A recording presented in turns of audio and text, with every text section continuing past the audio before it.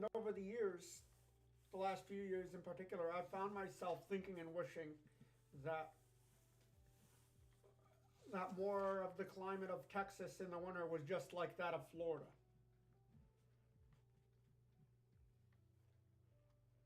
Particularly, you know, central and southern Florida. By central, I mean like Orlando on south and Tampa Bay on south.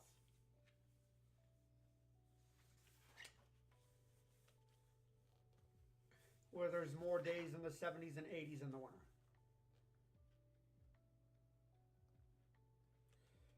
Because my ultimate temperatures for me personally are in like the 70s and 80s.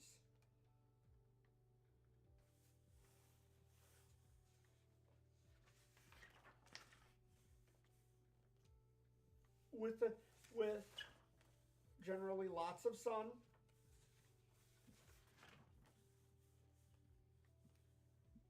or it's generally or sunny to partly cloudy, with humidity that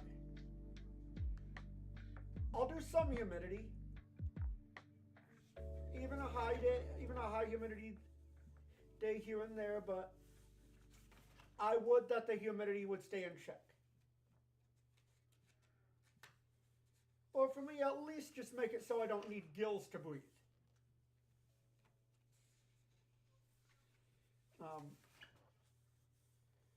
And I'll even have some 90s here and there.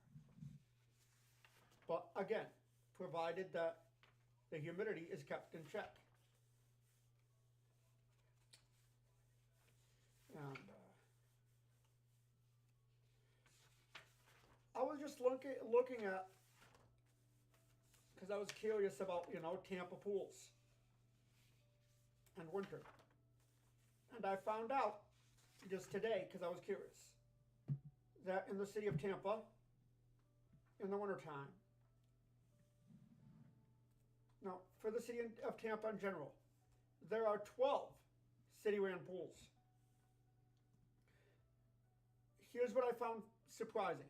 Only 5 of them stay open during the winter months. When I'm done with this, I'm going to look at where they are. Because, not that I'm going there this winter for a week, but if I did, and let's say where I stayed didn't have a pool for whatever reason, I'd be like, where are the city-run pools to which I can go?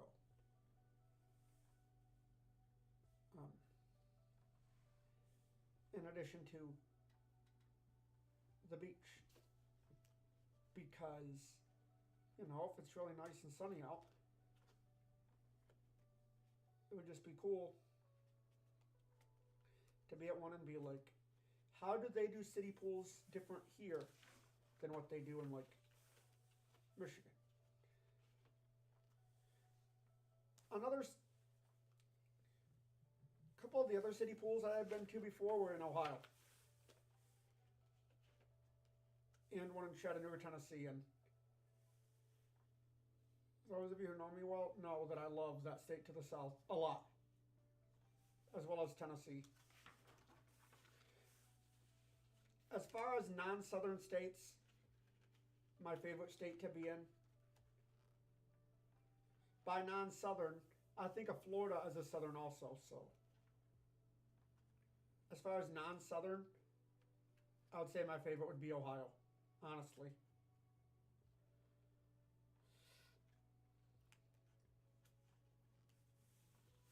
I just love it.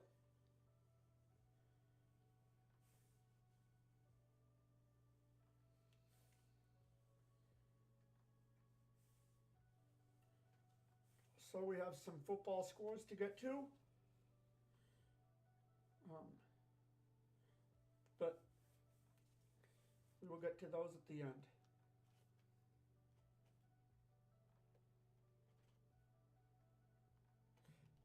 I want to remind remind you real quick about the two things I was trying to remind you about. First thing I want to remind you about is about the book Rivers of Miracles. It's the story of my life and about how great God has been. God has always been on my side.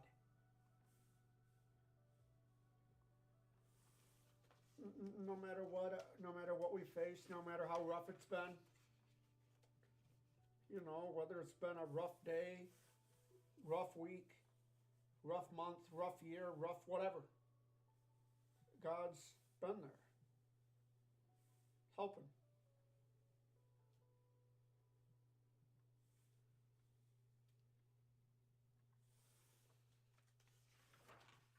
And I think I've even one time down in Erlanger Hospital in Chattanooga, Tennessee. I can remember there, being there in that hospital and saying to my mom, Mom, the angels are going back there with me to surgery, and I want you to know that I'm going to be okay.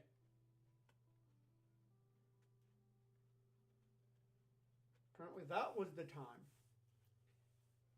that the surgery ended up being like 21 hours, like 18 or 21 hours. It's supposed to only be a 5-hour surgery. Ended up being a very long surgery. Like 18 hours, I believe, or 19 or something like crazy like that. My heart stopped during the surgery. They were able to get it back running and continue on the surgery. But somehow I just knew. No, I didn't know that my heart was going to stop. When Jesus, but when you got Jesus, you don't have to be afraid.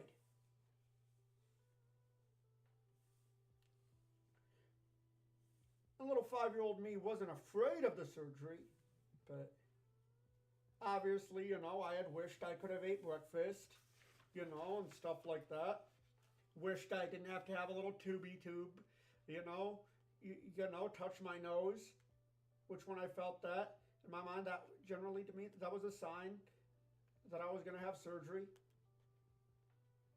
Maybe sometimes they did it to clean out my nose.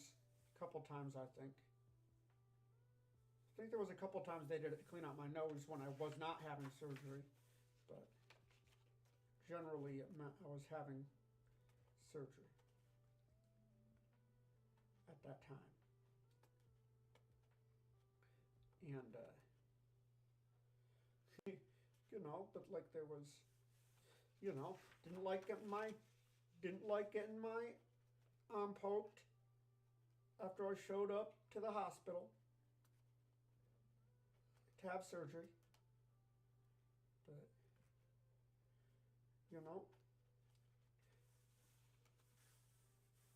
I didn't feel afraid. And they didn't. Now, I don't remember those details, but I remember, like,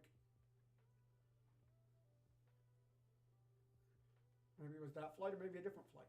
But I remember Mom sitting there with me on the airplane, talking to me, telling me. And we were talking about it, and I was repeating that about how Jesus lives in our heart. He is in my heart. And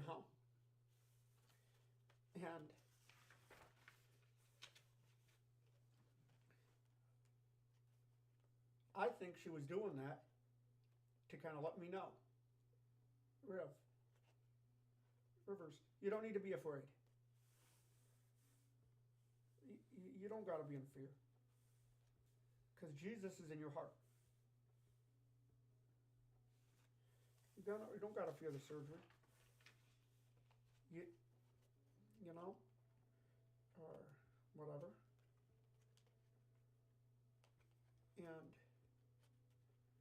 But God has always been there.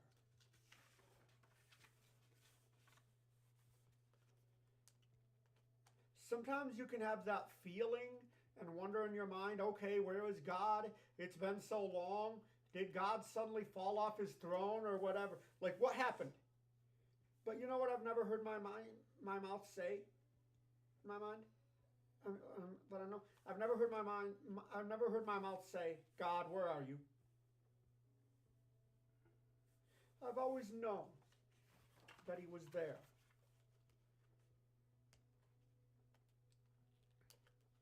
And that he helps those who call to him.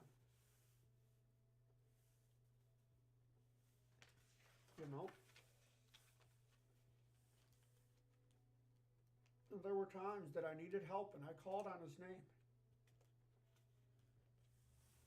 Even to do stuff like at college. At times I found myself crying out to him. Asking him to help me with tests and that.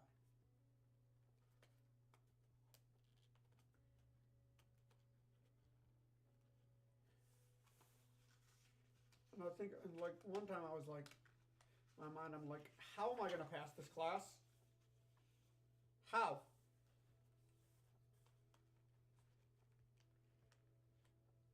But God helped me.